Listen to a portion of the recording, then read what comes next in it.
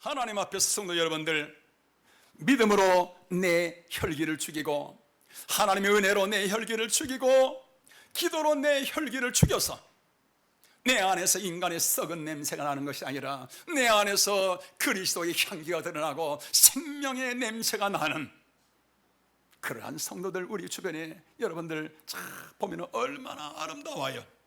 존경스러운 것입니다. 오늘 우리 사랑하는 우리 귀한 성도 여러분들, 이 순교가 뭔가? 이게 바로 살아있는 순교자인 것입니다. 오늘 성도 여러분들, 여러분들은 12제자처럼 스데반처럼 죽는 순교가 아니라 내 혈기를 쳐서 복종시켜서, 바울은 나는 날마다 내 자신을 쳐서 복종시키노라, 나는 날마다 죽노라 라고 말하고 있잖아요. 살아있는 순교자인 것입니다. 이번 주 목요일은 우리나라가 69회째 맞이하는 현충일입니다. 오늘은 이러한 현충일을 맞이하여서 국가를 위해서 생명을 바친 분들을 잠시 생각해 보고자 합니다. 어느 나라든지 그 나라가 바로 서기까지는 국가를 위해서 피를 흘린 많은 사람들이 있게 되어집니다. 그래서 국가는 이분들의 희생과 사랑을 잊지 않기 위해서 기념일을 정하여 지키고 있습니다. 미국은 매년 5월 마지막 주 월요일을 메모리얼 데이라고 하여서 남북전쟁과 1, 2차 세계대전 때에 전사한 사람들을 기념하고 있습니다. 일본도 전쟁을 통하여 수많은 사람들이 생명을 잃었는데 그 사람들을 8월 15일을 정해서 기념일로 그렇게 정하고 있습니다. 우리나라도 6.25 전쟁으로 인해서 우리 국군이 40만 명이 죽었다 그러지요. 민간인이 100만 명이 죽게 되어집니다. 그리하고서 1956년 6월 6일을 현충일로 정하여서 이분들을 기념하고 있습니다. 현충이라는 이 단어의 뜻은 나타날 현, 충성충 자를 써서 국가를 위해서 생명을 바친 분들의 충성을 나타내는 것을 현충이라고 이렇게 말합니다. 이 현충일의 대상자는 6.25 전쟁만이 아니라 우리나라를 위해서 생명을 바친 모든 분들을 다 기념하기 위해서 현충원에 안장을 하고 국가에서 이분들을 기억하고 있습니다. 이분들이 있기 때문에 오늘의 우리나라가 있는 것입니다. 나라를 위해서 생명을 바치고 나라를 섬긴 이분들이 있기 때문에 오늘 우리가 있게 되어지는 것이지요. 우리나라에는 많은 순국 선열들이 있는데 그 중에 이 시간에는 윤봉길 의사라 그러죠. 잠시 생각해 보고자 합니다. 이분은 생각할 때마다 가슴이 뭉클해 와요. 이 윤봉길 청년은 19살 때 일본이 우리나라를 식민지로 지배하고 있는 그런 가운데 농민 계몽 운동을 시작합니다. 그러면서 나라를 사랑하는 마음이 점점 그 가슴 속에 불타오르게 되어집니다. 그러다가 나라를 구하기 위해서 편지 한 통을 남기고 중국 상하이로 떠나갑니다. 그 편지에 담겨 있는 내용이 이런 글입니다. 장부 출가 생불한. 무슨 뜻일까요? 대장부가 집을 떠나 뜻을 이루기 전에는 살아서 돌아오지 않는다. 나라를 위해서 자신의 생명을 던질 그런 비장한 각오를 하고서 떠나갑니다. 그리하여 중국 상하이에서 김국 선생님을 만납니다. 나라를 위해서 어떻게 할까? 여러 가지 궁리를 많이 하는 가운데 일본 왕의 생일인 천장절날 일본 군인들이 상해 공원에서 전승 축하 행사를 한다는 그러한 정보를 듣습니다. 그래서 윤봉길 이 청년은 드디어 나라를 위해서 내 생명을 던질 기회가 왔구나 라고 생각을 하고서 여러 가지 치밀한 계획을 세웁니다. 그리고서 1932년 4월 29일 공원에 수많은 인파가 모인 가운데 일본의 지휘관들이 단상 위에 다 도열해 있습니다. 경계가 삼엄한 가운데 일본 국가가 쫙 울려 퍼집니다. 그때 윤봉길 청년이 수통 속에 이 수리탄을 숨기고 들어갔었는데 바로 제일 앞자리에 있었던 거예요. 그래서 일본 국가가 울려 퍼지고 있을 때에 단상의 모든 그 고관들이 다 일어서 있는 그 가운데 수류탄을 투척한 것입니다. 그로 인해서 일본군의 대장과 해군 총사령관 또 거류면 단장이 그 자리에서 사망을 하고 여러 사람들이 실명을 하거나 아니면은 다리가 절단되는 그런 중상들을 입게 되어집니다. 그러면서 그곳은 순식간에 아수라장이 되어집니다. 이 사건은 전 세계의 이목을 집중시키게 되어집니다. 그러면서 중국의 장개석 총통, 그 당시 중국도 일본에게 지금 전쟁에 밀려 있잖아요. 그때 중국의 총통이 중국의 100만 대군도 못한 일을 조선의 일개 청년이 이뤄냈다 하면서 통쾌하면서 상하이에 있는 임시정부의 모든 것을 다 전폭적으로 지원을 하게 되어집니다. 그러면서 이 일을 계기로 해서 독립운동에 불이 붙게 되어지지요. 그리고 윤봉길 청년은 25세의 젊은 나이에 모진 고문 끝에 나라를 위해서 순국하게 되어집니다. 자, 여러분들 얼마나 멋있는지요.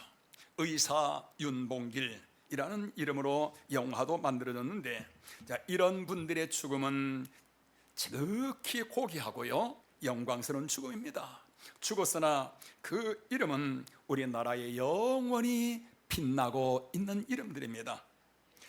우리나라가 오늘 이처럼 세계 가운데 서게 되어진 것은 바로 이분들의 숭고한 이러한 희생, 나라를 위해서 생명을 바친 이러한 분들의 희생이 있기 때문에 오늘 우리가 있게 되어진 것입니다. 여러분, 하나님의 나라도 그렇습니다. 하나님의 나라도 이와 같이 수많은 순교자들을 통해서 이 땅 위에 복음이 전파되어지고 있습니다. 창세 이후로 지금까지 이 땅에 수많은 순교자들이 있었습니다. 그들을 통해서 이 땅에 하나님의 나라가 이루어지고 있는 것입니다. 오늘 본문에 나오는 베드로도 그 중에 한 사람입니다. 오늘 18절 말씀 우리 다시 한번 읽어보실까요? 우리 다 같이. 내가 진실로 진실로 네게 이르노니 젊어서는 네가 스스로 띠띠고 원하는 곳으로 다녔거니와 늙어서는 내 팔을 벌리리니 남이 네게 띠띠우고 원하지 아니하는 곳으로 데려가리라. 이 말씀을 하시면 베드로가 어떠한 죽음으로 하나님께 영광을 돌릴 것을 가리키심이로라. 아멘. 자, 이 말씀은 베드로가 장차 어떤 모습으로 죽을까 라는 것을 예수님이 베드로에게 하신 말씀인 것입니다. 그런데 여기 보면은 죽음을 뭐라고 말하지요? 어떠한 죽음으로 하나님께 영광을 돌릴 것을, 죽음을 뭐라 그래요? 영광이라고 그렇게 예수님이 말씀하고 있습니다. 여러분들, 죽음은 다 같은 죽음이 아닌 거예요. 죽음의 종류가 있습니다. 자, 어떤 종류들이 있을까요? 자, 우리 한번 보실까요? 자, 죽음은 첫째 어떤 죽음이 있지요? 아무런 의미 없는 죽음이 있습니다. 사람들은 누구든지 건강하게 오래 살기를 원합니다. 장수하는 것은 모든 인간이 원하는 가장 기본적인 욕구이지요. 이건 어느 시대, 어느 나라든지 다 마찬가지입니다. 그러다 보니까 나라들마다 경제 수준과 의료 수준에 비례해서 생명이 연장되어집니다. 경제 수준, 의료 수준이 높을수록 장수하게 되어지고요, 낮을수록 단명하게 되어집니다. 우리나라는 현재 평균 수명이 몇 살이지요? 84세라고 이렇게 되어 있더라고요. 세계 10위입니다. 1964년에 우리나라 평균 수명이 얼마였느냐? 52세였어요. 그런데 지금 64년 만에 평균 수명이 32세나 늘어난 것입니다. 2년 만에 평균 수명이 1년씩 우리나라 지금 늘어나고 있어요. 자, 여러분, 전 세계에서 수명이 늘어나는 속도가 가장 빠릅니다. 그래서 지금은 우리나라에 100세 시대, 지금 100세 시대 얘기가 점점 사라져요. 120세 시대라는 말들이 나오면서 프로그램이 120세 시대에 지금 맞춰져 가고 있습니다. 그 가운데서도 성직자가 가장 오래 살지요. 2위 그룹보다 성직자가 5년이나 더 장수하게 되어집니다.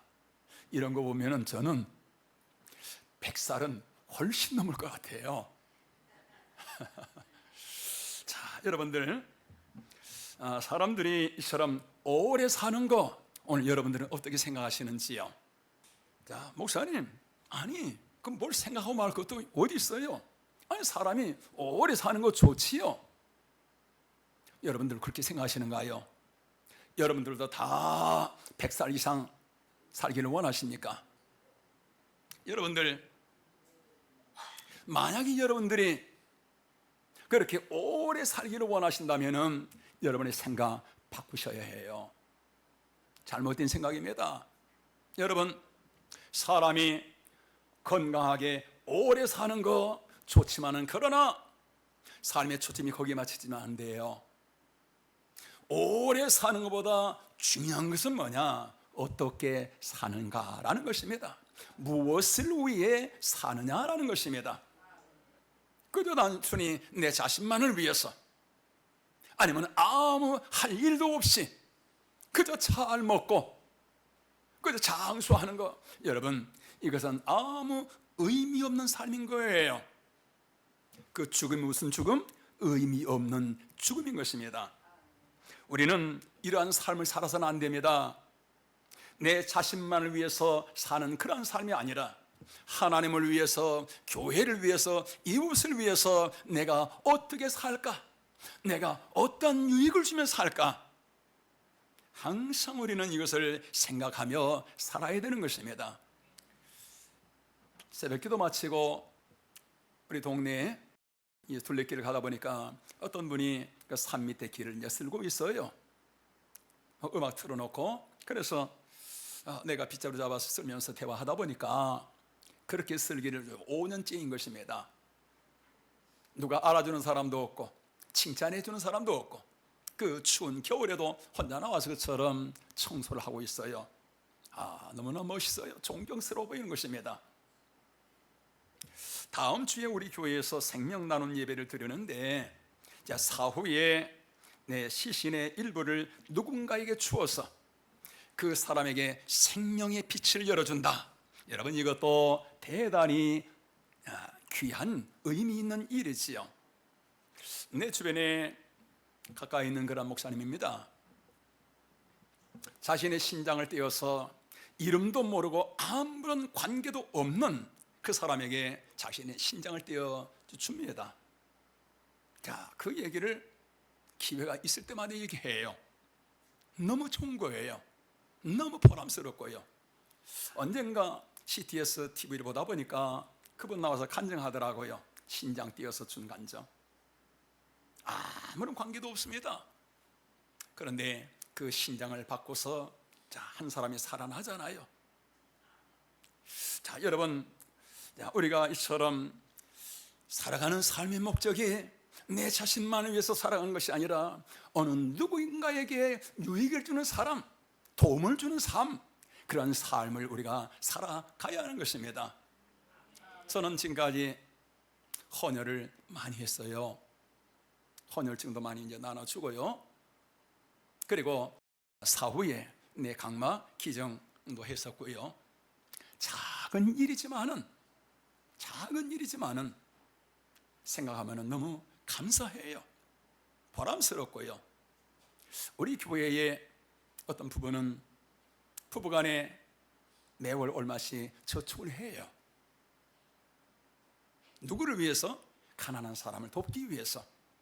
그래서 얼마 전에는 우리 지방회에 어느 한 분이 너무 교회가 힘들고요, 병이 들어서 그래서 완전 지쳐 탈진하고 있는 거예요. 100만 원을 전해줍니다. 얼마나 감사하는지요. 눈물을 흘려요. 자, 여러분들, 이게 뭔가요?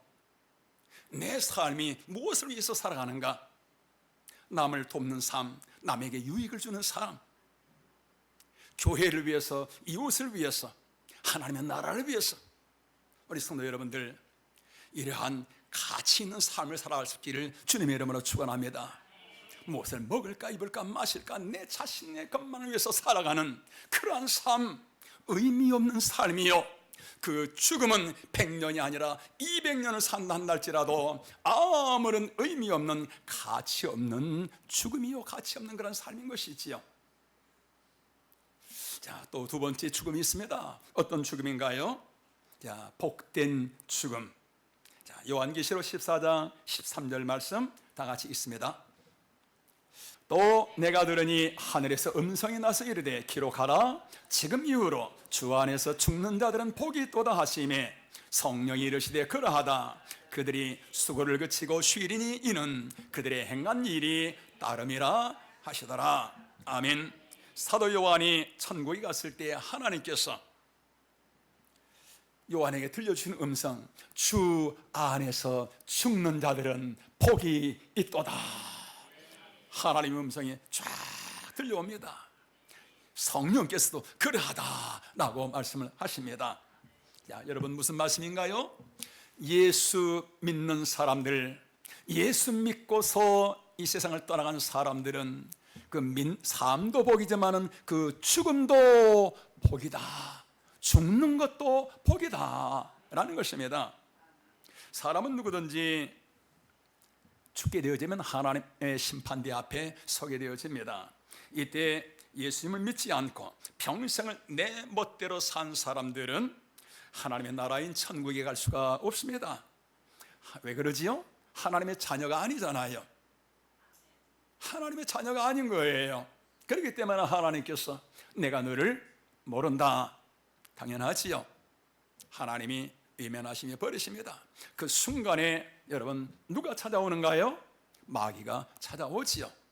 마귀가 붙들고서 자기들의 감옥인 지옥으로 던져 넣는 것입니다. 여러분, 천국의 영광이 영원하듯이 지옥의 그 참혹한, 말로 표현할 수 없는 그 참혹함도 영원하지요. 그래서 여러분들, 자, 예수 믿어서 하나님의 자녀가 되어서 이 땅에서 하나님 품 안에서 살다가 삶을 마칠 때 하나님 나라 천국에 간다는 거, 여러분 얼마나 큰 복인지요. 우리 성도 여러분들, 예수님을 믿으시면 아멘. 예수님을 진실로 믿으시면 다시 한번 아멘. 자, 여러분들은 살아도 복이요, 죽어도 복인 것입니다. 왜 예수 믿는 사람들은 죽어도 복인가? 우리의 삶을 마칠 때 내 호흡이 끝날 쯤, 그때에 세상 사람들 뭐라 그러지요? 뭐가 찾아온다 그래요? 딱 죽으면 누가 찾아와요? 저승사자가 찾아오는 것입니다. 저승사자가 뭐지요? 마귀를 말한 거예요, 마귀. 그런데 예수 믿는 사람들은 하나님의 자녀들이잖아요. 숨이 막 끊어질 그때에 누가 찾아오느냐? 저승사자가 아니라 하나님이 천사를 보내셔요. 천사들이 활짝 웃으면서 찾아와서 앞뒤로 호위하면서 빛 가운데 에스코트하면서 하나님 앞으로 쫙 인도하는 것입니다. 여러분, 하나님 앞에서 그 천국의 영광, 여러분 어떻게 말로 다 표현할 수 있겠어요? 이 세상에 참 아름다운 것들이 많이 있습니다. 우리 서울 봉지방에서 우리 목회자들과 함께 예전에 중국 장가기를 한번 갔었는데, 와, 참 그 기이한 이 절벽들 정말 놀라워요. 감탄사가 절로 나와요. 다 하나같이 와 그러지요. 뿐만 아니라 자, 전 세계에는 아름다운 것들이, 제가 인터넷 찾아보니까 참 멋있는 것들 많아요. 우리 한번 사진을 한번 보실까요? 자, 여러분들 그냥 꽃으로 그냥 온 세상이 가득하고요. 자, 맑은 하늘, 저 바다. 여러분들, 세상에 이런 아름다운 것들, 하늘의 것에 비하면은, 천국에 비하면은 여러분 억만 분의 1도 되지 않지요. 억만 분의 1도 되지 않냐는 그러한 초라한 것, 그것 보고서 사람들은 감탄하고 감격해하면서 그것을 보려고 스페인, 몽블랑 어디까지 찾아가고요. 그런데 성도 여러분들, 그런 억만 분의 1도 안 되는 그것을 보는 것이 아니라 실제 천국을 보는 그 사람들, 천국의 그 영광을 보고 누리는 그 감동, 감격, 그 행복은 어느 정도 될까요? 사도 바울은 그 천국을 한번 보고서요, 얼마나 엄청난지 한동안 말을 못했다는 거예요. 와, 천국의 영광이 얼마나 엄청난지. 우리 성도 여러분들, 하나님께서 저와 여러분에게 이 천국을 예비하신 줄로 믿습니다. 너무나도 아름답도다 주님 계신 영광의 나라, 너무나도 귀하도다 주님 계신 영광의 보좌. 우리 같이 한번 찬양하시겠습니다. 너무나도 아름답 주님 계신 영광의 나라, 주님 계신 영광의 나라, 너무나도 귀하도다 주님 계신 영광의 보좌, 주님 계신 영광의 보좌. 주 영광의 나라, 주 영광의 나라, 내가 소망하오니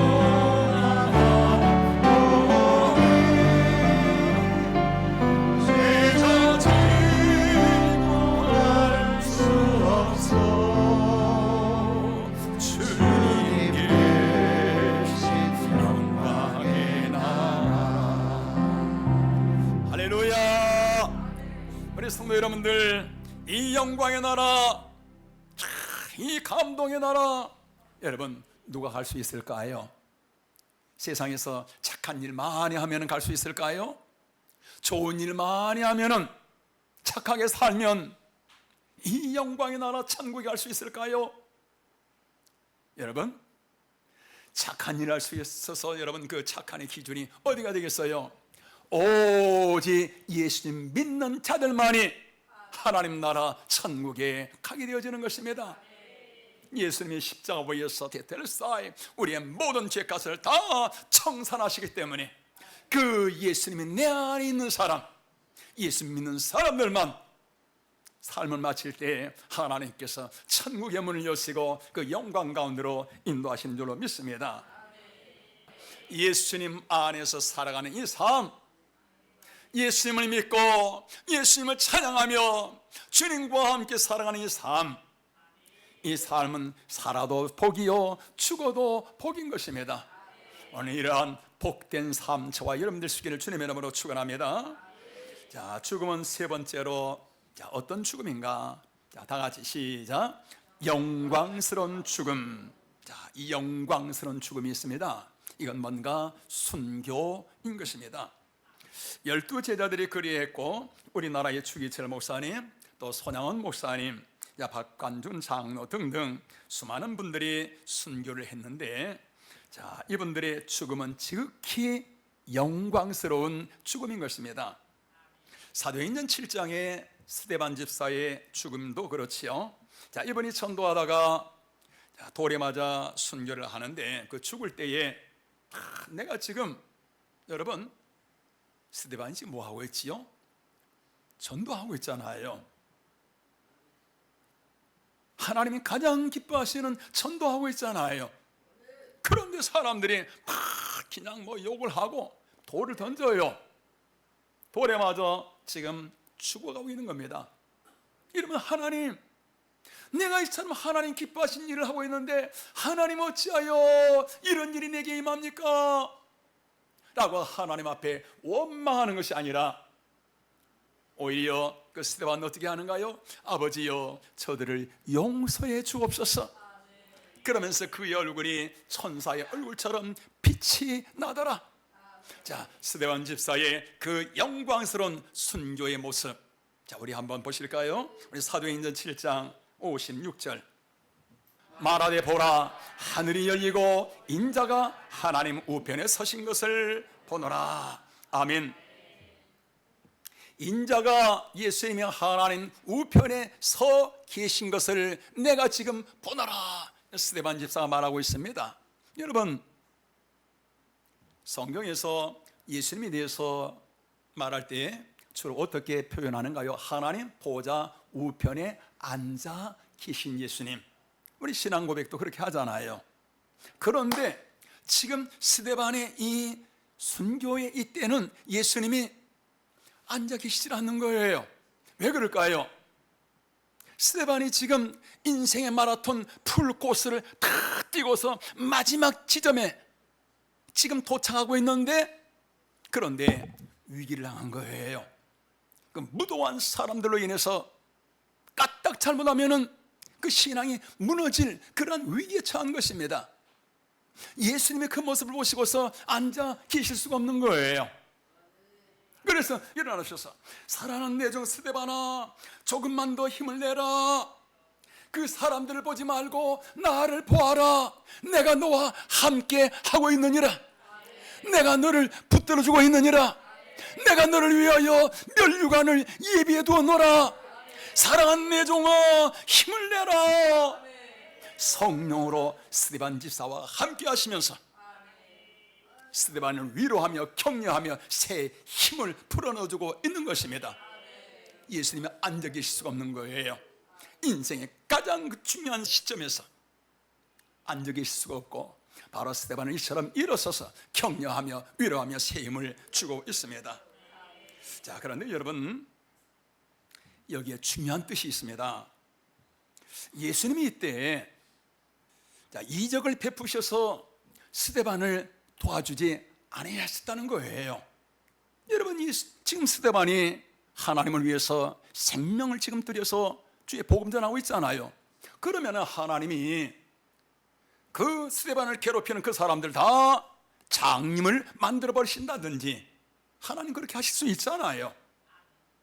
아니면은 그냥 불벼락을 내리셔서 그들을 그냥 다 멸하신다 할지, 이렇게 해서 하나님이 사랑하는 종을 거기서 지켜주고 구원해 줄 수 있잖아요. 그런데 하나님은 그렇게 도와주지 않은 거예요. 오히려 스데반 집사의 그 순교를 오히려 격려하고 있습니다.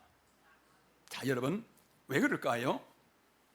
스데반이 상상도 할 수 없는 하나님의 영광을 하나님이 예비해 두시고서요, 그 영광 가운데 하나님이 스데반을 이끌어 가시기 때문에 거기서 스데반의 순교를 오히려 하나님께서 도우시며 힘을 불어넣어 주고 있는 것입니다. 이게 무슨 순교인가요? 이게 바로 영광스러운 죽음인 것입니다. 자, 여러분, 이러한 순교는 아무나 할 수가 있는 게 아니에요. 순교할 만한 그러한 담대한 믿음이 있어야 됩니다. 뿐만 아니라 순교할 만한 그러한 순교의 영성 순교의 은혜가 있어야만이 이러한 순교의 영광 가운데 나갈 수가 있습니다. 저의 마음은 스데반처럼 순교하고 싶은 그런 마음 가득하지요. 그런데 여러분들, 이러한 순교는 아무나 할 수 있는 것이 아닙니다. 지금은 12제자들처럼 그러한 순교할 수 있는 그러한 지금 환경 분위기 아니에요. 주기철 목사님 같은 그러한 지금 상황도 아니고요. 여러분들 순교하고 싶어도 그런 기회 없습니다. 여러분, 그런데 아쉬워하지 마세요. 여러분, 하나님은 우리에게 순교에 못지않는 그러한 은혜를 우리에게 예비해 두셨습니다. 믿으시면 아멘. 그것이 뭔가요? 나의 혈기를 죽이는 것입니다. 어떤 성도는 믿음도 좋습니다. 기도 많이 해요. 신앙생활 참 오래 했습니다. 그런데 혈기가 팔팔 살아 있어요. 혈기 때문에 자주 무너져요. 혈기 때문에 하나님을 붙들 수가 없어요. 혈기 때문에 자주 쓰러지게 되어집니다. 이 혈기가 언제 죽게 되어지느냐? 사람들은 자기 혈기 이거 쉽게 안 죽어요. 언제 죽지요? 중환자실에서 산소호흡기 끼고서 오늘 내일 할 때 그쯤 되면은 이제 혈기도 아유 나도 이제 안 되겠구나 하고 이제 떠나갑니다. 여러분, 지금 내 몸이 팔팔합니다. 내 피가 끓고 있어요. 이런 가운데 내 혈기를 내가 다 죽인다. 여러분, 이것은 거의 순교와 같은 그러한 결단이 내게 있어야만 돼요. 하나님 앞에서 성도 여러분들, 믿음으로 내 혈기를 죽이고, 하나님의 은혜로 내 혈기를 죽이고, 기도로 내 혈기를 죽여서 내 안에서 인간의 썩은 냄새가 나는 것이 아니라 내 안에서 그리스도의 향기가 드러나고 생명의 냄새가 나는 그러한 성도들 우리 주변에 여러분들 쫙 보면 얼마나 아름다워요. 존경스러운 것입니다. 오늘 우리 사랑하는 우리 귀한 성도 여러분들, 이 순교가 뭔가? 이게 바로 살아있는 순교자인 것입니다. 오늘 성도 여러분들은 12제자처럼 스데반처럼 죽는 순교가 아니라 내 혈기를 쳐서 복종시켜서, 바울은 나는 날마다 내 자신을 쳐서 복종시키노라, 나는 날마다 죽노라 라고 말하고 있잖아요. 살아있는 순교자인 것입니다. 오늘 성도 여러분들, 여러분들의 혈기 살아있는 물이 있는가요? 오늘 십자가에 못 박아 버리시기를 주님의 이름으로 축원합니다. 할렐루야. 또 어떤 사람들은 신앙생활 열심히 있습니다. 그런데 내 안에 교만이 가득해요. 자존심 가득합니다. 이 사람은 뭘 갖고 사느냐? 가진 것 없습니다. 오직 하나, 자존심 하나 붙들고 살아가요. 그 자존심 살짝 건드리면은 모든 게 다 무너져요. 하나님도 보이지 않습니다. 이 자존심도 죽이는 거 쉽지 않습니다. 이 자존심, 성도 여러분, 우리가 무엇으로 죽이는가요? 날마다 하나님 말씀 묵상하면서, 기도하면서 하나님의 은혜로 덮어질 때에 이 자존심이 내게서 사라져요. 그러면서 내 안에서 예수님의 모습이 드러나게 되어지는 것입니다. 그래서 바울처럼 내가 그리스도와 함께 십자가에 못 박혔나니, 그런 이제는 내가 산 것이 아니라 내 안에 그리스도께서 사신 것입니다. 내가 그리스도와 함께 십자가에 못 박힌 것입니다. 그래서 이제는 내가 사는 것이 아니라 내 안에 그리스도께서 사신 것이라, 내 삶 속에 예수님의 모습이 보여집니다. 내 자존심, 내 생각, 여기에 모든 것이 다 십자가에 못 박힌 거예요. 이 사람이 뭔가요? 바로 살아있는 순교자인 것입니다. 오늘 성도 여러분들, 하나님은 저와 여러분들이 12제자들처럼, 오늘 본문에 나오는 베드로처럼 죽는 순교자가 아니라 살아있는 순교자가 되기를 원해요. 살아있는 순교자. 우리 성도 여러분들, 사람은 누구든지 다 죽습니다. 그런데 사람들 중에는 병이 들어서 죽는 사람도 있고요, 또 조금이라도 더 살려고 그냥 안간힘을 다 쓰다가 죽는 사람도 있습니다. 사고로 인해서 죽는 사람도 있고요, 스스로 자기 생명을 끊어버려서 죽는 사람도 있고요. 여러분들, 이러한 죽음들 다 의미 없는 죽음인 것입니다. 아무런 가치 없는 죽음인 거예요. 이런 가운데서 예수님을 믿고 교회를 사랑하며 하나님을 섬기다가 죽는 사람들이 있습니다. 무슨 죽음이라고요? 복된 죽음인 것입니다. 복된 삶인 거예요. 여기서 더 나아가 날마다 내 자신을 쳐서 복종시켜서 내 모습이 드러나지 아니하고 예수 이름으로, 예수님 모습으로 살아가는 이 삶, 살아있는 순교자인 것입니다. 이 사람들은 삶도 영광이요 죽음도 영광, 영광 그 자체인 것입니다. 오늘 우리 사랑하는 성도 여러분들, 현충일을 맞이하여서 나라에 그 이름이 찬란하게 빛나듯이 오늘 저와 여러분들의 이름은 하나님 앞에 영원토록 빛나는 그러한 살아있는 순교자, 저와 여러분들 되기를 주님의 이름으로 축원합니다.